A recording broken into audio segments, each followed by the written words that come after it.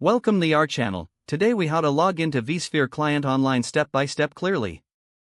To begin, open your preferred web browser. In the address bar, type the URL for your vSphere client online. Press the Enter key on your keyboard. You will be directed to the vSphere client login page. Locate the fields for your username and password. Enter your username in the designated field. Now, enter your password in the corresponding field. Double-check that your username and password are correct. If necessary, click on the Show Password option to see what you've typed. Once you have confirmed your credentials, look for the Login button. Click on the Login button to proceed. Wait for the system to authenticate your login information.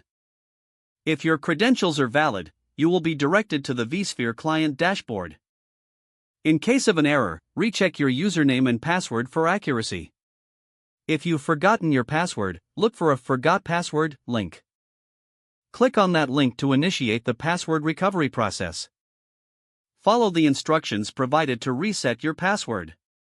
Once logged in, familiarize yourself with the dashboard interface.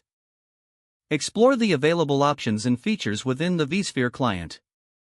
You are now successfully logged into vSphere client online.